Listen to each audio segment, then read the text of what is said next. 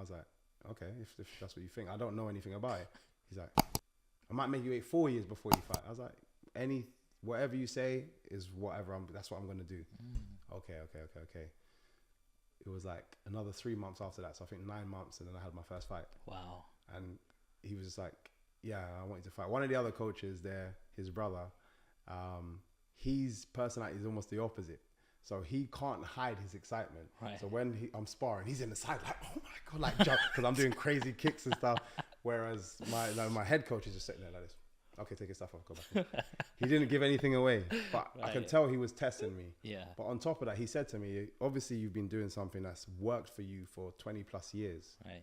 So why would I change that? Yeah. Not only that, I walked in one time, came into the gym early, and he was practicing my style. He's never seen it before me. Wow. And now he was like, come, show me that thing you do.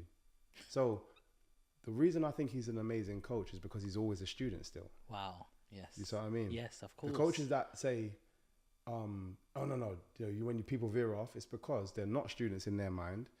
And it means they feel like they've done everything and seen everything, and that's impossible. So, and also they can't learn anything. Every industry constantly changing. Sometimes it goes full circle. Always, what was jiu-jitsu might have been successful back in the day, it's not anymore. But then it might be again tomorrow. But so you have to keep learning and updating with everything. He's still a student. He gets inspired every week from watching a UFC.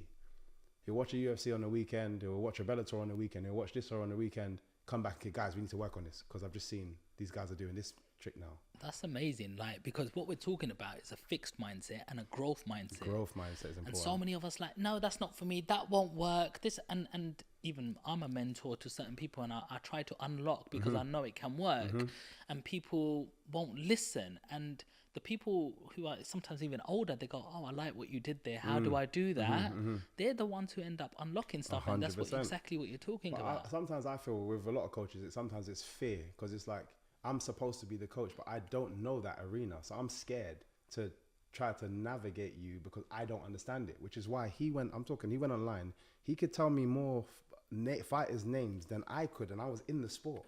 He was like, this guy such and such did this kick. And I'm like, how do you know that? But he just found a couple of my fights, and he usually gives suggestions of new fights.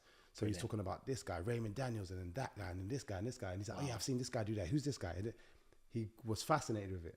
He's like, because it works. I know it works because I've just put you in blind and you've managed to survive. Yeah.